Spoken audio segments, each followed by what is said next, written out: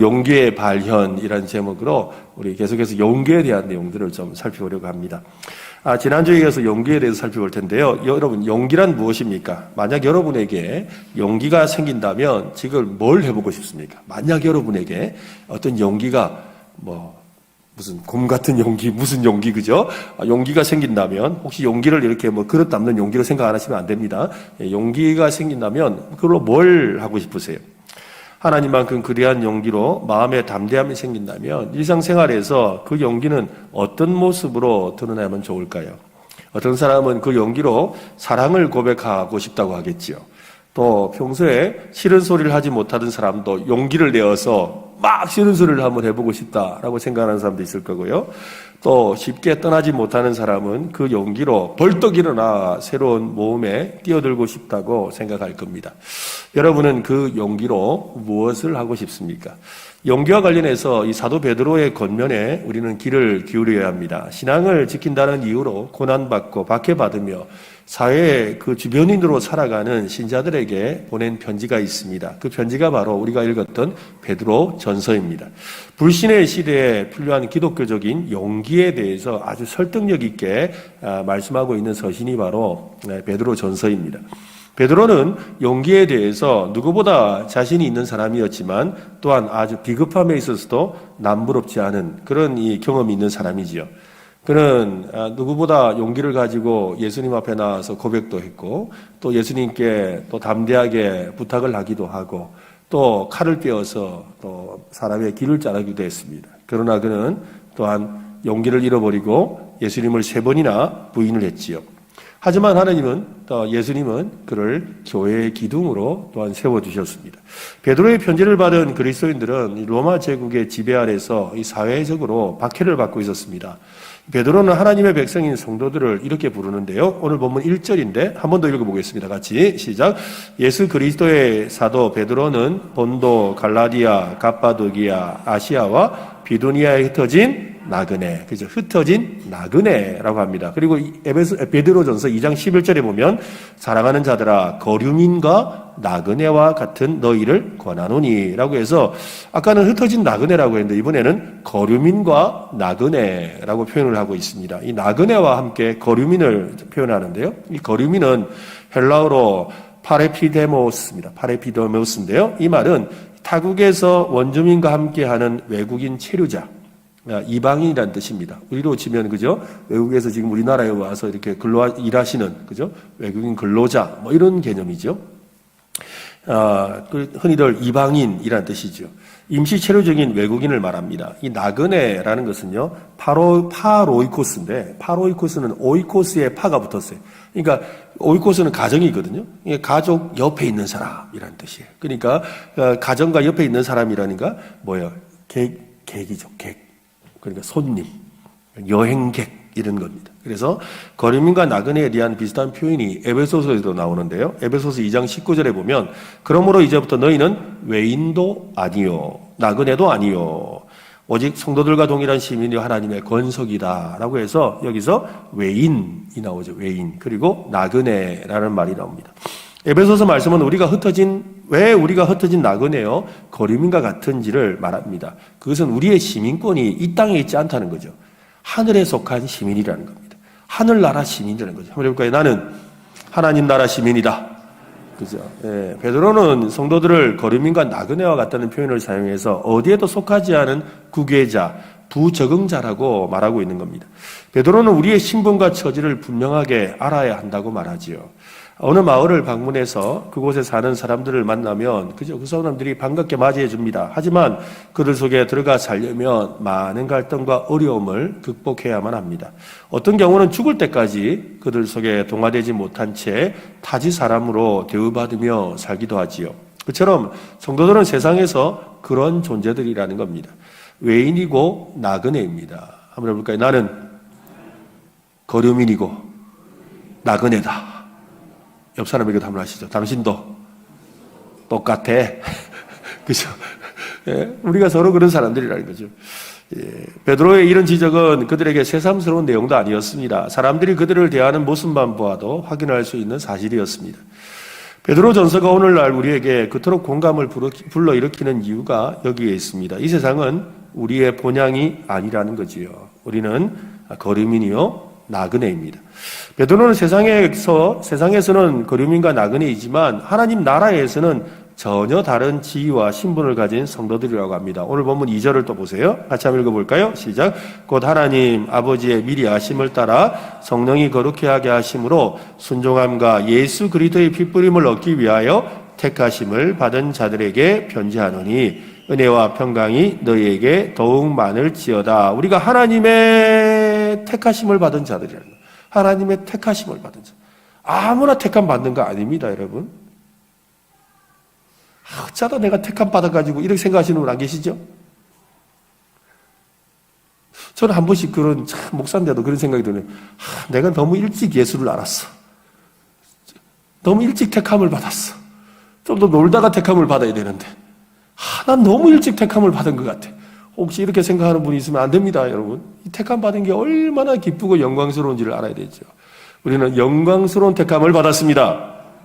그죠? 또 1장 4절에 보면 썩지 아니하고 더럽지 아니하고 쇠하지 아니하는 유업을 잊게 하시나니 곧 너희를 위하여 하늘에 간직하신 것이라. 우리는 택함 받았을 뿐만 아니라 하늘의 영광스러운 유업을 우리가 받게 된 사람들입니다.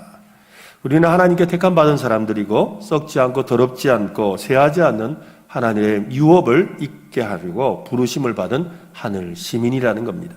우리의 지위와 신분의 변화는 예수 그리스도를 통해서 이루어졌습니다. 하나님의 전사이신 예수 그리스도께서 이 땅에 오셔서 십자가와 부활을 통해 승리하셨기 때문이지요.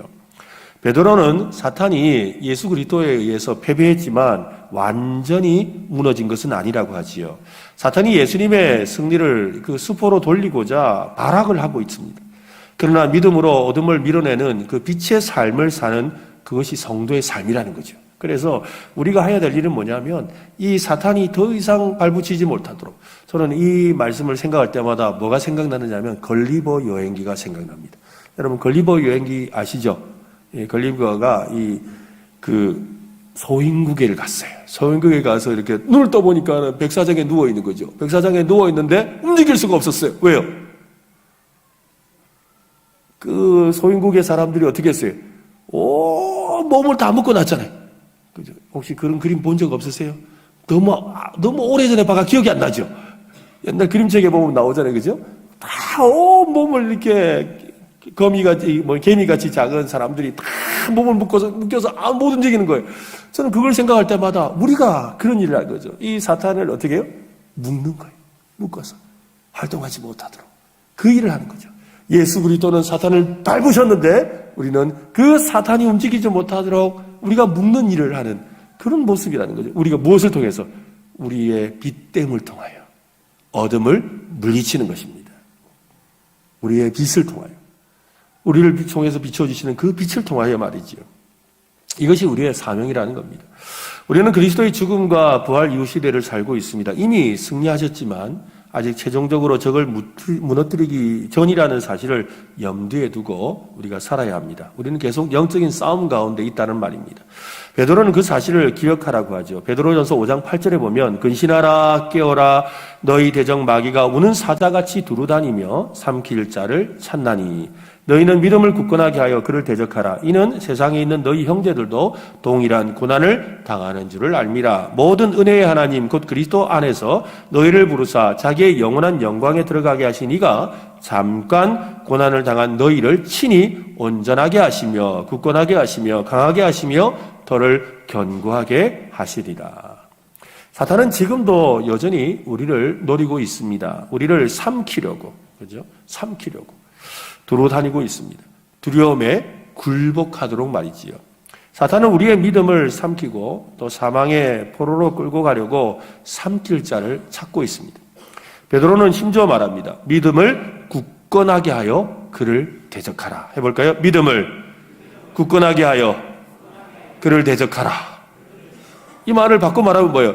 용기를 내어 마귀를 대적하라. 이 말이에요. 믿음을 굳건하게 하라는 말을 뭐라 했다고요? 용기를 내요. 여러분, 용기를 내시기를 바랍니다. 용기를 낸다는 말이 무슨 말이라고요? 믿음을 굳세게 하는 거예요. 이 믿음 더욱 굳세라 주가 지켜주신다라고 할 때 그 찬양 부를 때 주먹을 불끈 쥐게 되잖아요. 아닙니까? 저만 집니까? 주먹을 불끈 쥐고 이 믿음 더욱 굳세라 할 때 이 용기잖아요. 이게 용기. 이게 바로 용기잖아요. 바로 용기를 내어 마귀를 대적하라 라고 하는 거지요. 그때 우리는 묻습니다. 어떻게 대적해야 됩니까? 베드로는 두 가지를 해야 된다고 합니다. 첫째는 은혜 위에 굳게 서고 두 번째는 영원을 기대하라는 겁니다. 베드로는 자신의 편지를 마치면서 마지막으로 권면하는데 너희는 이 은혜에 굳게 서라라고 하죠. 우리는 하나님의 은혜에 발을 굳건하게 단단히 서서 두려움과 폐역에 굴복하고자 하는 유혹에 저항해야 합니다. 사실 신앙생활은요, 굳게 서는 겁니다. 여러분, 우리 에베소서 말씀에 보면 전신갑주를 취하라는 말씀이 나오잖아요. 그때 제일 처음에 뭐예요? 서서 진리에 뛸지라. 서서요, 서서. 여러분이 만약에 서신서를 읽어본다면 곳곳에서 굳게 서라, 서라, 서라는 말이 계속 나옵니다. 이 서라는 이 말은요, 전쟁 용어예요. 전쟁 용어. 전쟁에서 사용하는 용어죠. 당시 전쟁에서 군사들에게 가장 필요한 용기는 굳게 서는 용기예요. 왜냐하면 굳게 서서 전진! 한 발, 한 발, 한 발, 한 발, 한 발로 가서 방패를 들고 나가 싸우는 거거든요. 그리고 굳게 서야 되는 거예요. 왜? 밀려오는 적군에게 넘어지지 않고 굳게 서야 돼요. 굳게 서는 것에서부터 시작하는 거예요. 그래서 군사들은 방패들을 들고 대우를 맞추고 서서 달려오는 적군을 맞서서 굳게 서서 버티는 겁니다. 그런 다음에 전진하지요. 일단 서서 버티는 용기가 있어야 하는 겁니다. 영적인 싸움도 마찬가지입니다. 영적으로 굳게 서서 두려움과 유혹에 저항해야 되지요. 그래서 여러분 용기를 가져야 하는 겁니다. 여러분 용기를 갖고 굳게 서시기를 바랍니다. 은혜로 우리는 모든 만물의 창조주가 되시는 분의 그 사랑을 받고 있음을 우리는 알게 되었습니다. 만물의 재판관이신 분에게 죄 용서를 받고 만물의 주권자의 돌보심을 받고 만물을 붙드시는 분의 도구로 쓰임받는 특권을 우리는 누리고 있습니다. 은혜로 우리는 택하신 족속이 되었고 하나님의 특별한 소유가 되었다고 했습니다. 은혜로 하나님의 사랑을 더 받고자 노력할 필요가 없게 되었습니다. 어떤 경우에도 하나님의 사랑을 빼앗기지 않음을 우리는 알게 되었습니다. 사탄이 우리에게 무가치한 존재라고 속삭일 때 은혜는 우리가 지극히 소중하다고 말해주지요. 사탄이 우리에게 야, 난 쓸모없어, 나는 대도 안 해 라고 할 때 은혜는 우리가 용서받았다고 말해줍니다. 사탄이 우리에게 야, 네 소중한 거 내가 다 빼앗아 갈 거야 라고 말할 때 은혜는 우리에게 가장 필요한 것을 절대 빼앗기지 않는다고 말해주지요. 그것이 바로 하나님이 우리에게 주신 은혜입니다. 사탄이 우리에게 절대로 이길 수 없다고 말할 때 은혜는 예수님께서 이미 승리하셨어 라고 확인시켜 주죠. 우리는 그 은혜로 인하여 사탄의 면전에서 큰 소리로 웃을 수가 있는 것입니다. 은혜로 두려움을 이기며 용기를 낼 수가 있는 것이지요. 우리 스스로 용기를 낸다고 용기가 생기는 게 아니에요. 하나님이 은혜로 용기를 주셨습니다. 용기는 하나님의 선물입니다. 오늘 그 선물을 확인하고 돌아가시기를 바랍니다. 이것이 현재 우리의 상황입니다. 우리는 오직 은혜로 살아갑니다. 넘어지더라도 다시 일어서서 은혜 위에 발을 단단히 내디디죠. 바로 그 자리에서 영혼을 바라보며 하나님께 제사함을 받은 백성이라는 그 바위처럼 단단한 확신을 가질 수가 있습니다. 그것을 베드로는 이렇게 표현을 하는데요. 1장 4절입니다. 같이 읽어봅시다. 시작. 썩지 않고 더럽지 않고 쇠하지 아니하는 유업을 잊게 하시나니 곧 너희를 위하여 하늘에 간직하신 것이라. 그때나 지금이나 우리는 세상에서 비주류로 계속해서 밀려나고 있어요. 세상 사람들의 조롱을 받고 있습니다. 심지어 박해와 죽임을 당할 잠재적인 위험을 안고 살아갑니다. 지금까지 기독교의 역사를 돌아보면 교회가 세상에서 주류가 되었을 때가 가장 타락했을 때입니다. 여러분, 교회가 세상의 주류가 되었을 때가 언제예요? 중세시대. 중세시대. 교황이 힘을 얻고 교회가 나라를 다스리던 시대. 그죠? 교회가 주가 되었던 시대가 가장 타락했던 시대예요. 세상 사람들의 조롱이 아니라 존경과 사랑을 받을 때가 교회의 위기입니다. 오늘날에도 그런 교회의 영광을 회복하고 싶어하는 사람들이 곳곳에 있어요. 아닙니다, 여러분. 교회의 영광은 세상으로부터 받는 반대와 핍박 가운데 있는 겁니다. 베드로의 편지는 바로 이 모든 상황에 직면한 교회에 보내는 겁니다. 우리는 그런 시련에 대해서 베드로가 어떤 세계관을 가졌는지를 간파해야 합니다. 5장 10절 말씀인데요. 앞으로 한번 보세요. 모든 은혜의 하나님 곧 그리스도 안에서 너희를 부르사 자기의 영원한 영광에 들어가게 하시니가 잠깐 고난을 당한 너희를, 여기 쓴 게 뭐예요? 잠깐 고난을 당한 너희를. 지금 우리가 당하는 고난은 어떻다고요? 잠깐이에요. 한번 옆 사람에게 말씀합시다. 그거 잠깐이야. 다시 한 번 더. 그거 잠깐이라니까. 그거 잠깐이에요, 잠깐. 잠깐 고난을 당한 너희를 오친히 온전하게 하시며 굳건하게 하시며 강하게 하시며 터를 견고하게 하시리라. 잠깐 고난을 당한 너희를 잠깐이라고 했습니다. 베드로는 왜 그런 표현을 사용했을까요? 영원과 비교할 때 이 세상의 삶은 눈 깜짝할 정도로 짧기 때문이지요. 그저 찰나적인 시간에 불과합니다. 사실 저도 이렇게 50이 넘어가고 이러니까 뭐 가만 생각해 보면 한참 생각하다가 그때 있었던 일 하면 30년 전 이야기더라고요. 죄송합니다. 저보다 선배들은. 그런데 그렇더라고요. 또 문득 생각하다가 그때 그 일 했는데 생각해 보니까 20년 전 이야기야. 그 순간 제가 깨닫죠. 나도 나이를 좀 먹었구나. 나는 아직 정충 같다고 생각하고 아직도 내 마음은 아직도 우리 청년들처럼 이렇게 막 그렇다고 생각하는데 제가 옆에 가면 왜 이렇게 쳐다보더라고요. 내 마음은 늘 그런데 아니더라고요. 실제로 그렇죠. 그런데 가만 생각하면 그래요. 근데 생각해보면 정말 순식간에 지나간 것 같아요. 그렇지 않습니까? 그런데 하나님은 어떠시겠어요? 하나님의 그 영원이라는 관점에서 본다면 이건 정말 찰나예요, 여러분. 우리 청년들, 그죠? 지금 시간이 너무 안 가는 것 같죠? 나중에 저처럼 말하는 날이 와요. 곧 와요. 네, 금방 와요. 네, 금방 온다고요. 그러나 사탄은 우리가 이 찰나적인 시간에 눈을 고정하기를 원하지요. 그래서 거기에 눈이 고정되어서, 그죠? 불안해하고, 염려하고, 두려워하고, 어쩔 줄 모르고 안절부절하게 만들고 싶은 거예요. 한번 해볼까요? 이 또한 지나가리라. 그죠? 여러분, 이 또한 지나가잖아요. 그죠? 인생 살아오신 선배님도 안 그렇습니까? 막, 우리 그러잖아요. 막 뭐라 그러면 그 듣고 있다가, 그거 다 좋을 때다. 좋은 때다, 그래요. 참 좋은 때다. 그래, 참, 그래, 고민할 때가 좋은 때다. 또 부부간에 신혼부부가 지져먹고 싸워서 하면 옆에 보다가, 그죠? 그래, 참, 싸울 때가 좋은 때다. 이런단 말이에요. 다 그 시절을 지나왔다는 거죠. 네? 그렇게 이야기를 하거든요. 어이구, 너무 흥분했습니다. 사단은 우리가 이 찰나적인 시간에 눈을 고정하기를 원합니다. 이 불신의 시대는 이런 찰나적인 시간이 견디고 어렵고 힘들게 보인다는 겁니다. 하지만 은혜는 우리가 영혼을 고대하도록 이끌지요. 은혜는 우리가 지금 어떤 상황에 직면해 있든지 소망과 기쁨과 용기로 그 상황을 이길 수 있음을 우리에게 일깨워 줍니다.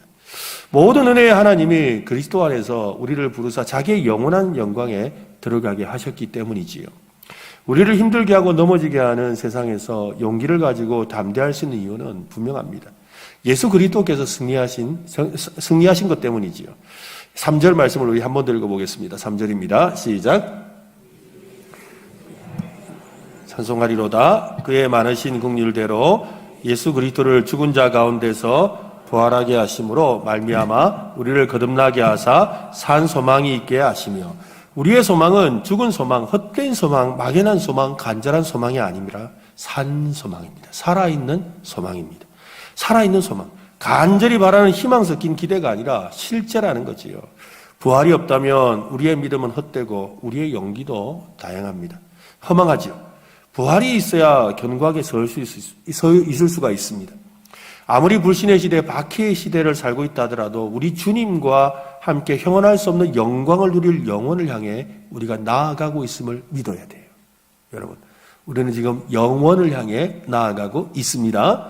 그죠? 우리는 한 걸음 한 걸음 더 가까이 가고 있습니다. 이 사실을 우리가 늘 마음에 소망하며 살아야 되는 것이지요. 베드로는 은혜에 굳게 서서 영원을 바라보라고 하는 이유입니다. 우리의 신분과 처지와 소망에 대해서 알게 되었죠. 그렇다면 우리는 이제 어떻게 살아야 합니까? 구체적인 실천 방안보다 중요한 것은 이 삶의 태도에 있습니다. 삶의 태도가 중요한 거예요. 왜냐하면 구체적인 이 방안은 이 어떤 방법은 상황에 따라, 개인의 성향에 따라, 능력에 따라 다 달라요. 그렇지 않습니까? 여러분이 저같지가 않고 제가 여러분 같지 않은데. 제가 할 수 있는 그 실천 방법을 여러분이 그대로 할 수도 없어요. 여러분이 잘하는 걸 제가 할 수도 없죠. 저는 마음에 늘 그게 걱정이죠. 하루에 8시간씩 기도하시는 목사님이 간증하실 때마다 나는 늘 죄인이에요. 나는 아무리 앉아도 8시간이 안 되거든요. 근데 그분은 8시간 할 수 있는 능력이 있어요. 그렇잖아요. 근데 저는 하루에 4시간씩 앉아 책 보는 건 할 수 있거든요. 근데 그분은 또 그 이야기를 하면 또 어떤 분이 어떻게 4시간을 앉아 책 봐요? 그런단 말이에요. 그게 사람마다 다른 거예요. 또 어떤 분은 하루에 10명, 20명씩 만나서 대화하고 그 사람을 상담을 해주고 하는 일을 잘하는 분이 있죠. 그렇지만 어떤 사람은 그거 못해요. 사람마다 다른 거예요. 그러니까 구체적인 어떤 실천 방안, 또 실천하는 어떤 상황을 가지고 그것을 우리가 적용할 수는 없죠. 그렇지만 삶의 태도는 우리가 생각해 볼 수가 있는 거예요. 우리의 삶의 태도가 중요한 거예요. 용기로 힘을 얻을 생각과 마음의 상태를 지니는 것이 중요한 거예요. 중요한 건 뭐예요? 용기를 갖는 거예요. 용기를 갖는 태도가 중요하다는 거예요. 용기를 갖는 생각이 중요하다는 거예요. 오늘 여러분의 마음에 용기가 가득하시길 바랍니다. 그죠? 용기를 갖는 태도, 용기를 갖는 생각이 필요한 거예요. 여기에 대해 베드로는 이렇게 권면을 합니다. 1장 14절로 17절까지인데 한번 쭉 보세요. 너희가 순종하는 자식처럼 저리 알지 못할 때에 따르던 너희 사육을 본받지 말고 오직 너희를 부르신 거룩한 이처럼 너희도 모든 행실에 거룩한 자가 되라. 첫 번째 거룩한 자가 되라 그랬어요. 기록되었을 때 내가 거룩하니 너희도 거룩할지어다 하셨느니라. 외모로 보지 아니하시고 각 사람의 행위로 심판하시는 이는 너희가 아버지라 부른즉 너희가 나그네로 있을 때 두려움으로 지내라. 라고 합니다. 용기의 1차적인 결과는 거룩이에요. 거룩은 용기 있는 삶을 살 때 나타나는 열매입니다. 우리가 거룩해지고 싶다면 용기가 필요해요. 여러분, 우리가 거룩한 삶을 살고 싶다면 뭐예요? 나를 버리는 용기가 필요하잖아요. 내가 거룩한 삶을 살고 싶다면 그동안 짓던 죄에서 떠나는 용기가 필요해요. 내가 정말 성결한 삶을 살고 싶다면 내가 사랑하던 그거 내려놓는 용기가 필요해요. 용기가 없이는 불가능하죠. 그래서 여러분, 거룩은 바로 이 용기 있는 삶을 살 때 나타나는 열매인 거예요. 세상의 유혹과 두려움에도 불구하고 용기를 내어 그리스도를 따르는 삶을 살 때 거룩이 시작됩니다. 세상 문화와 시류에 편성하지 않고 우리 하나님의 뜻과 생각에 더 귀를 기울이며 관심을 가지는 용기를 가져야 합니다.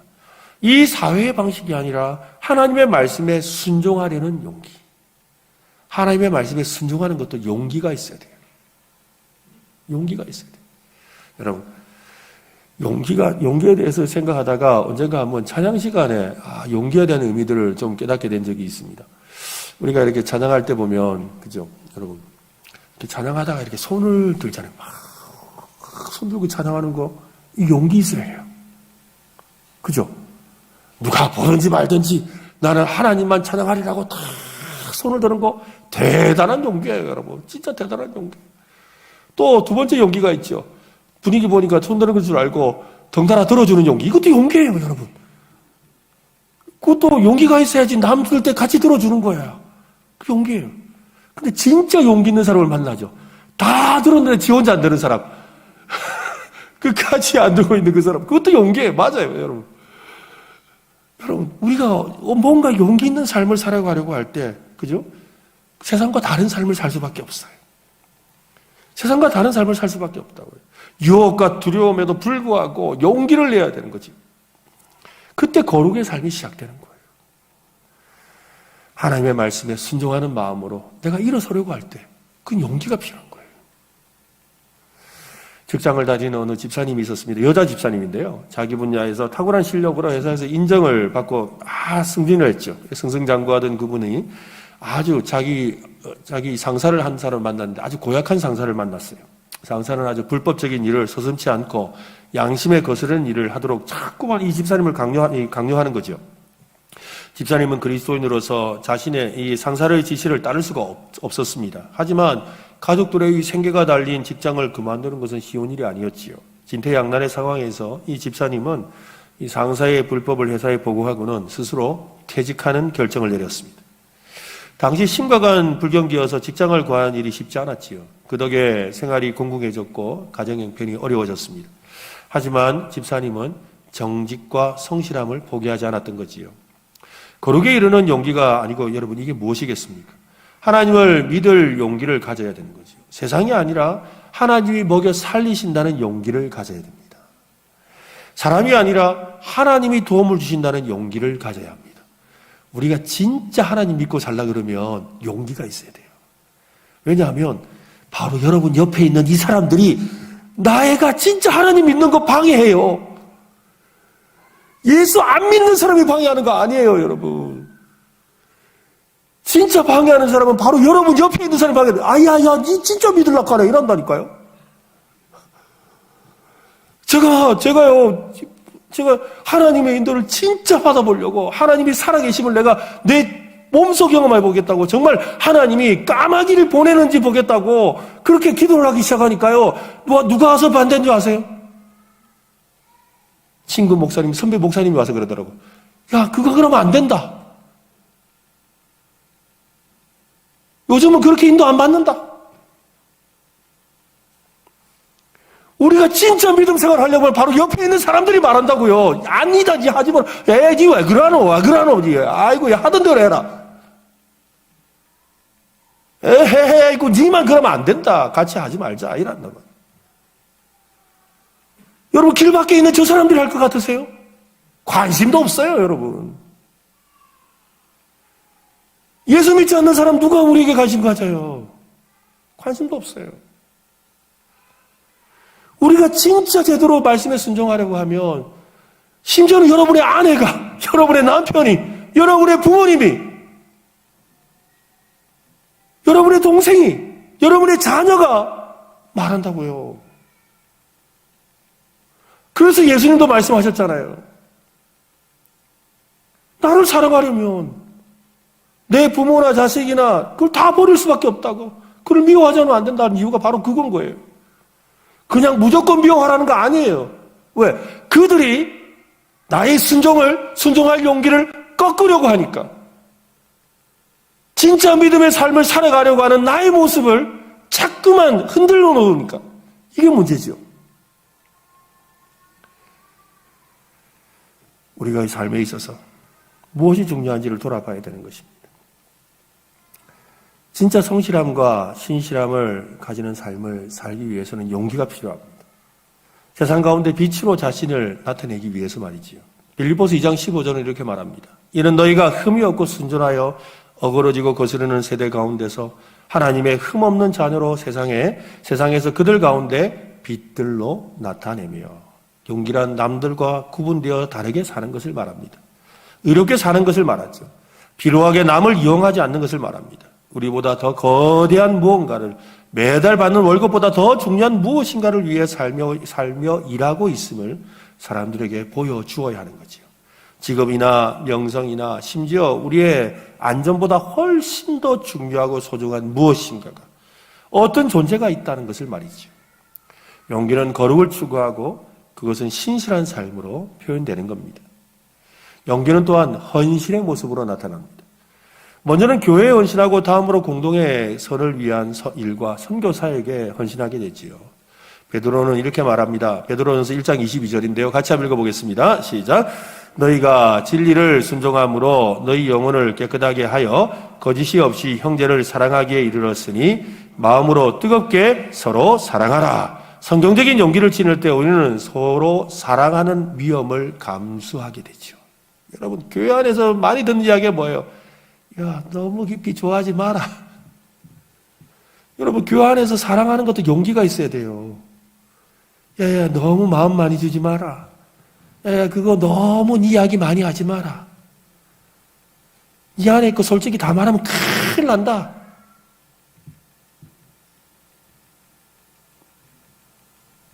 용기가 없으면 안 돼요. 사랑도 용기가 있어야 돼요. 다 머뭇거리게 만들잖아요. 성경적인 용기를 지닐 때 우리는 서로 사랑할 위험을 감수하게 됩니다. 헌신은 시간, 에너지, 돈, 수고, 관심, 마음을 쏟아서 하나님의 가족인 형제자매들을 섬기는 수고를 하는 겁니다. 용기가 서로를 사랑하도록 이끈다면 헌신은 이웃과 공동체와 그 너머 도시들과 더 나아가 세상의 그리스도의 사랑을 실행하도록 이끌지요.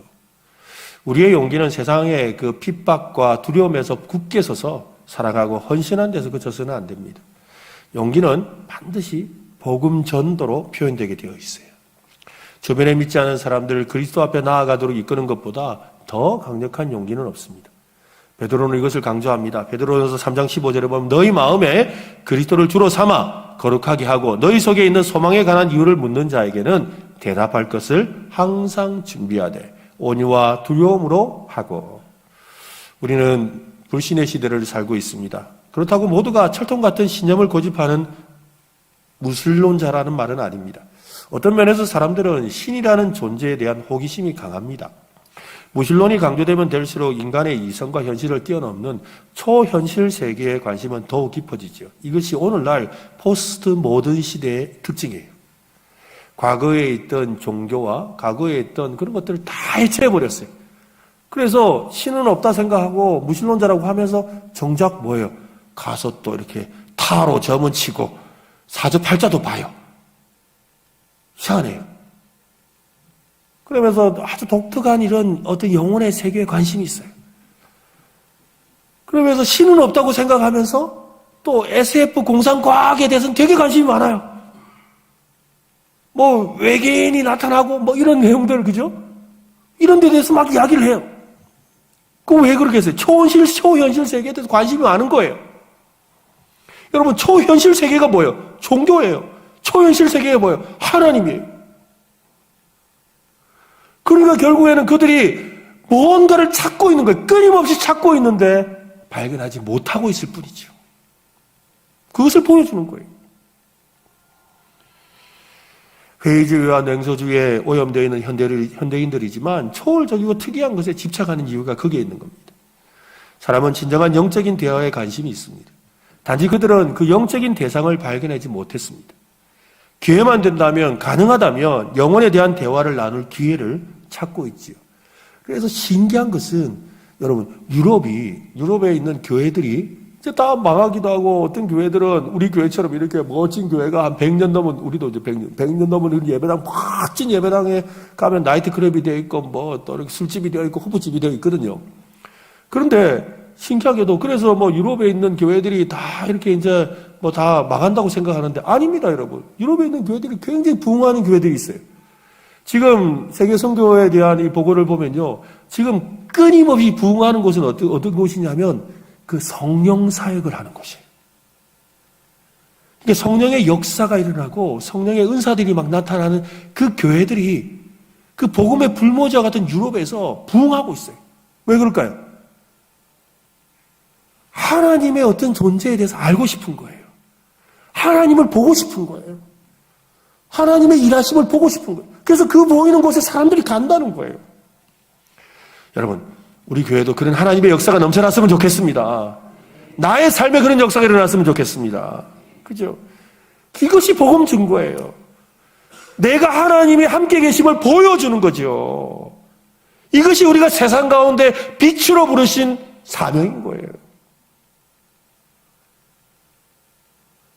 그것을 오늘 사도 바울은 뭐라 그랬어요? 너희 속에 소망에 관한 이유를 묻는 자들에게 도대체 당신은 무슨 소망이 있길래 그렇게 삽니까? 당신이 가진 소망이 뭐길래? 왜 우리와 다른 삶을 삽니까? 당신이 가진 삶이 뭘길래 도대체 그런 용기는 어디서 나왔습니까? 당신이 가진 그 용기는 도대체 어디에 근거한 겁니까? 라고 물을 때, 그걸 묻는다는 거예요. 그럴 때 항상 대답할 것을 준비하되. 내놓을 게 있어야 되잖아요. 모르겠는데? 이러면 안 되죠. 모르겠어요. 그냥요. 이럴 수 없잖아요. 예, 그거요. 우리 목사님한테 그걸 물었어요. 이것도 안 돼요, 여러분. 예, 그거요. 몰라요. 그냥 제 스스로. 이러 할 수도 없잖아요. 그것은요. 내 안에 계시는 하나님이. 그것은요. 내가 믿는 예수 그리스도의 복음이. 그것은요. 언제나 나와 합시는 성령 하나님이. 그렇게 대답할 것을 준비해야 되는 거 아니겠어요? 바로 사도 바울이 그걸 말하는 거예요. 예나 지금이나 베드로의 말처럼 우리 안에 있는 소망에 관한 이유에 사람들은 관심이 있습니다.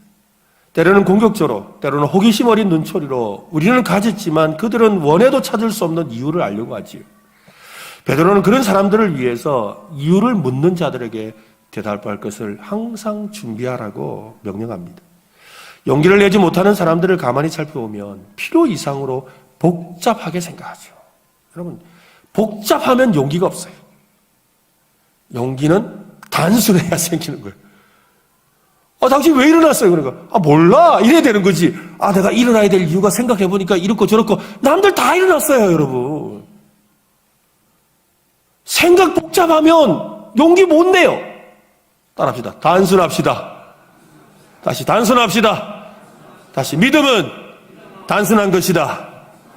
용기를 가지려면 단순하라.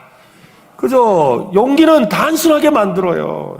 그리고 단순할 때 용기가 나와요. 글이 올바르다면 그냥 하는 거지요. 그것이 용기입니다. 이런저런 생각에 빠져 있으면 용기는 사라지고 없습니다.